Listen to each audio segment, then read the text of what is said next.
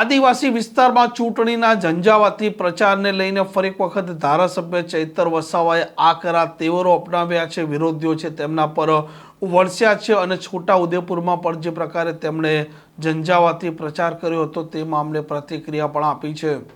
વૈષ્ણવજન તો તેને કહીએ જે પીડ પરાઈ જાનાને રે.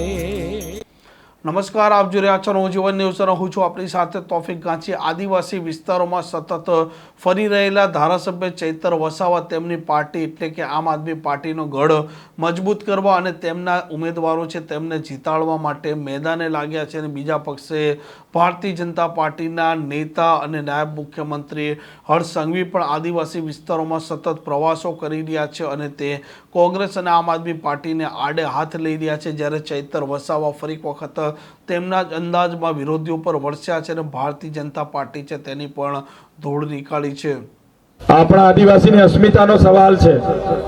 આ ચૂંટણી એક બાજુ ભાજપની તાનાશાહી પાર્ટી છે જે પોલીસથી રાજ કરે છે, પોલીસથી હેરાન કરે છે, જેમના નેતાઓ હર હંમેશ આપણા લોકોને ધમકીઓ આપે છે કે ભાઈ કેમ અમારી સરકારનું તમે બોલો છો, કેમ પેલા ચૈતર વસાવાનો વિડીયો મૂકો છો, કેમ ચૈતર વસાવાનું સ્ટેટસ કરો છો, કેમ આદિવાસીઓની વાત કરો છો, એમ કરીને તમને ફોનો કરીને ડરાવવા વાળા લોકો છે. અને એક બાજુ જે નેતાઓ બેઠા છે એ તમારી સેવા કરવા માટે ચૂંટણીઓ લડે છે, એટલે જીતાડીને લઈ આવજો. આજે પણ અમારી જ્યાં જ્યાં સભાઓ હતી, પેલા તણખલામાં હતી, પછી નસવાડીના રાયપુરમાં હતી, પછી કવાંટમાં હતી. કવાંટમાં તો ભાજપના ધારાસભ્ય અને સાંસદે 3 ડીજે સામે 3 ડીજે મૂકેલા અમારી સામે. અને અમારી સભા પણ હજારો લોકો 3 ડીજે ના અવાજ સામે પણ એટલા નારા લાગ્યા કે આજે કવાંટ હોય, નસવાડી હોય કે છોટાઉદેપુર હોય, ભાજપના નેતાઓને ઊંઘ નથી આવવાની, રાતે પણ માટલાનું પાણી પીવા પડશે. જે પ્રકારે એ બાજુ હજારોની સંખ્યામાં લોકો કાળઝાળ ગરમીમાં ઉભા હતા અને અમારી સાથે સહકારમાં હતા, ભાજપના નેતાઓએ વિડીયો જોઈ લેશે ને તો રાતે ઊંઘ નથી આવવાની. રાતે માટલાના પાણી 2-2 ગ્લાસ રાતે પીને ઊંઘશે તો બી ઊંઘ આવવાની નથી.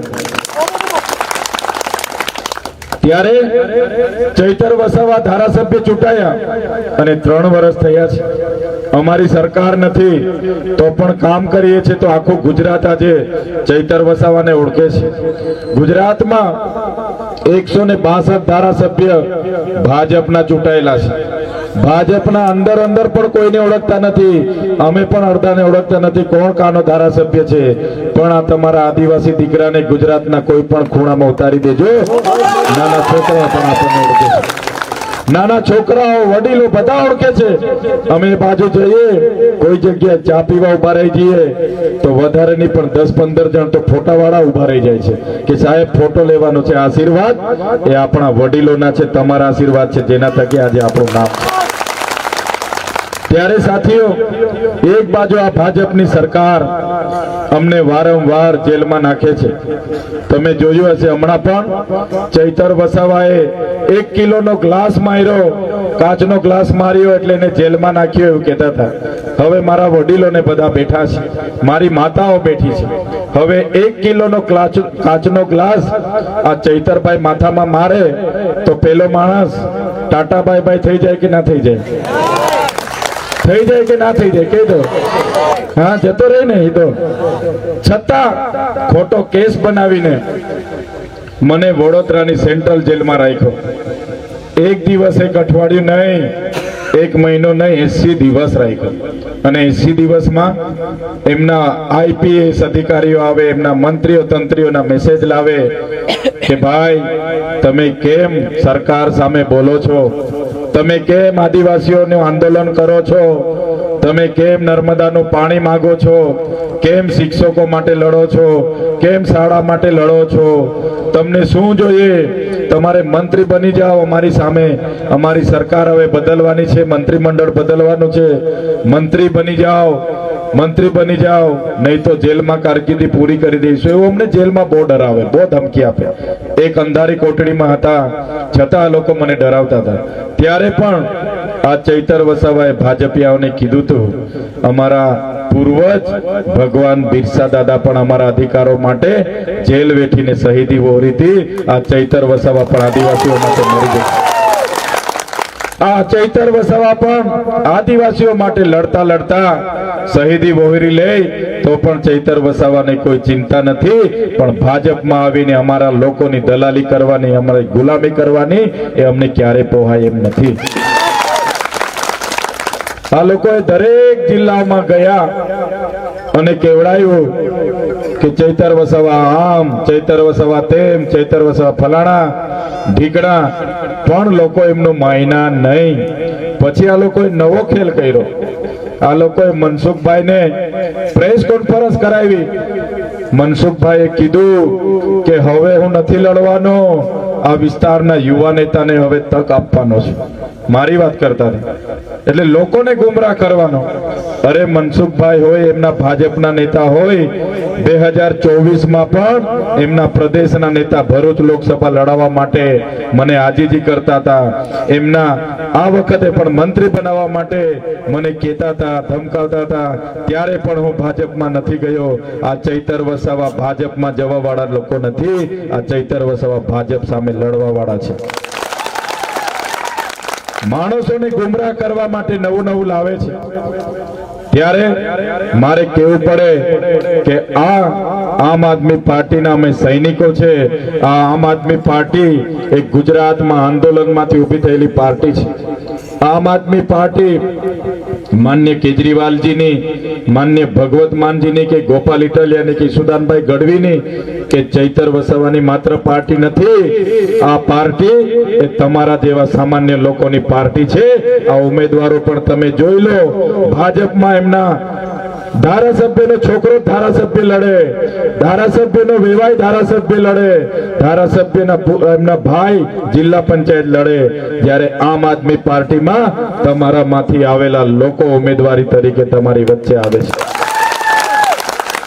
આમ આદમી પાર્ટી એ તમારી પાર્ટી છે. અને આ ચૂંટણી માત્ર રાજેશભાઈની, વિનુભાઈની, પ્રવીણભાઈની કે સુખરામભાઈની ચૂંટણી નથી. આ ચૂંટણી આપણી બધાની છે. અઠવાડિયું છે આપણી પાસે. આપણે બધાએ અઠવાડિયામાં લાગી જવાનું છે અને કોઈ પણ ભોગે આમ આદમી પાર્ટીને આ વખતે ભવ્ય વિજય છોટાઉદેપુરમાં અને આપણા છોટાઉદેપુર તાલુકામાં લઈને આવવાના છે અને પ્રમુખ આપણે બેસાડવાનો છે. તમને વિનંતી કરવા આવ્યો છું. મિત્રો, મને કહેતા દુઃખ થાય છે, આખી વસ્તી, આખો જિલ્લો આદિવાસી છે. આખો તમે કવાંટ, નસવાડી, બધું આદિવાસી વિસ્તાર. અને આ ભાજપના લોકો એમના કેટલાક નેતાઓને રાજી કરવા માટે આપણા જિલ્લા પ્રમુખની બેઠક સામાન્ય કરાવી લાવ્યા છે. ખબર છે ને બધાને? જે લોકો લડે છે એમને ખબર છે, યુવાનોને ખબર છે. આ લોકો આદિવાસી પ્રમુખ બનવો જોઈએ. આ વિસ્તાર પૈસા એક્ટમાં આવે, આ વિસ્તાર અનુસૂચિ 5માં આવે. અહીંની જિલ્લા પંચાયતના પ્રમુખની બેઠક અનામત તરીકે આદિવાસીઓ માટે રિઝર્વ છે. છતાં કેટલાક નેતાઓને રાજી કરવા માટે આ લોકો સામાન્ય બેઠક બનાવીને લાવ્યા છે. ત્યારે મેં તમને વિનંતી કરું છું, જે પણ આપણા અધિકારો, જે પણ આપણી અનામત, જે પણ આપણા બંધારણીય હકો છીનવવાનું કામ આ લોકોએ કર્યું છે, એનો જવાબ ઝાડુનું બટન દબાવીને આ વખતે તમારે આપી દેવાનું છે.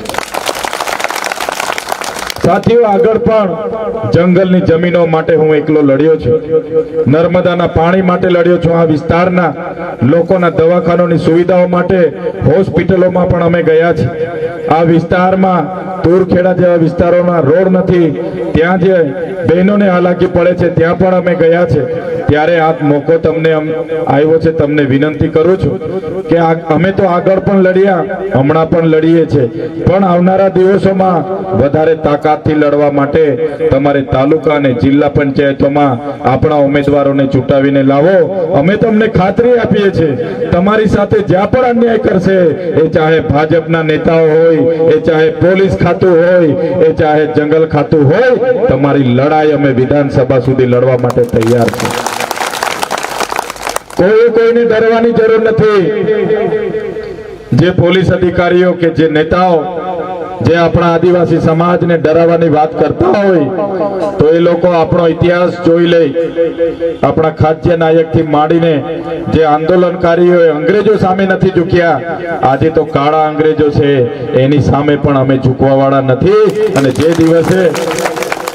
દિવસે જરૂર લાગશે તે દિવસે આખા આદિવાસી સમાજને સાથે રાખીશું. એ મહારાષ્ટ્ર હશે, મધ્યપ્રદેશ હશે, રાજસ્થાન હશે, એમને પણ બોલાવીશું. અને જે દિવસે ગાંધીનગરની દિશા પકડવી પડશે તો તીર કામટા ભાલ્યા અને પાલિયા લઈને ગાંધીનગર તરફ પણ નીકળી જઈશું. આ વિસ્તારમાં જો અમારા આદિવાસી લોકોની ખોટી રીતે જમીનો લેવાની વાત કોઈ કરશે, કોઈ જંગલ ખાતાવાળા અમારા દીકરા સાથે દંડાવાળી કરશે કે કોઈ પોલીસ વાળો અમારા આદિવાસી યુવાન સાથે દંડાવાળી કરવાની વાત કરશે તો તે દિવસે અમે પણ છાના બેસવાના નથી. એ ચાહે પોલીસ વાળા હોય, એ ચાહે જંગલ ખાતાવાળા હોય, એ ચાહે જીબી વાળા હોય, એ ચાહે ભાજપ વાળા હોય, એ ચાહે કોઈ પણ હોય, અમારા કોઈ ગરીબને હેરાન કરનારા હશે તો એની સામે અમે આર પારની લડાઈ કરવા માટે પણ તૈયાર છે. અમારે હવે દેશના વિકાસમાં અમે ખૂબ મોટું યોગદાન આપ્યું છે. આજે આઝાદીના 78 વર્ષ થયા, કોંગ્રેસે 50 વર્ષ શાસન કર્યું, 30 વર્ષથી ભાજપ શાસનમાં છે. આજે પણ અમારો સમાજ 2 રોટલાઓ માટે ખેતી પતાવીને દિવાળી પછી શહેરોમાં મજૂરી કરવા જાય છે. આજે પણ અમારે શિક્ષણ માટે કે ભાઈ શાળા આપો અમારે આંદોલન કરવા પડે છે. આજે શિક્ષક ભરતી કરો, અમારા વિસ્તારમાં શિક્ષણ આપો, એના માટે અમારે આંદોલન કરવા પડે. એટલે અમારે પીવાના પાણી માટે આંદોલન, રોડ માટે આંદોલન, આંગણવાડી માટે આંદોલન, શાળા માટે આંદોલન. તો ક્યાં સુધી અમે લડેંગે જીતેંગે. જિંદાબાદ મુર્દાબાદ, હાય રે સરકાર હાય આવેદન નિવેદન કરીશું. એટલે આવનારા દિવસોમાં જિંદાબાદ મુર્દાબાદ, લડેંગે જીતેંગે કરવા કરતા એકવાર તમે આ સરકારને બદલી દો અને તમે જોઈ લેજો તમામ સમસ્યાનું સમાધાન આમ આદમી પાર્ટી લાવશે. તમને મેં એ જ કહેવા આવ્યો છું, 30 વર્ષથી એક ને એક લોકોના વરરાજા તમે વરઘોડા કાઢો છો. એક ને એક લોકોને વરરાજાઓ બનાવો, એક ને એક લોકોને વરરાજાઓ બનાવી લાવો છો. આ વખતે એ વરરાજાઓ બનાવવાનું થતું નથી. આ વખતે નવા વરરાજા તમારે બનાવવાના છે અને આપણે પરિવર્તન લાવીને આપણી સત્તા બેહાડવાની છે. આમ ધારાસભ્ય ચૈતર વસાવા આદિવાસી લોકોના જળ જમીન અને જંગલના મામલે આકરા તેવરો અપનાવતા હોય છે. સરકાર આદિવાસી વિસ્તારોમાં ગ્રાન્ટ ફાળવે છે, પરંતુ તે ગ્રાન્ટમાંથી મોટા ભાગની ગ્રાન્ટ વણ વપરાયેલી રહે છે. ભાજપના કાર્યક્રમોમાં તે પૈસા વપરાય છે અને આદિવાસી વિસ્તારોમાં પ્રાથમિક સુવિધા પણ સરકાર ઉપલબ્ધ નથી કરાવતી અને તેમના આ દાવાને પણ અનેક વખત ચૈતર વસાવા પડકારતા હોય છે. આ પ્રકારના સમાચાર માટે નવજીવન ન્યૂઝ ચેનલ સાથે જોડાયેલા રહો. નમસ્કાર.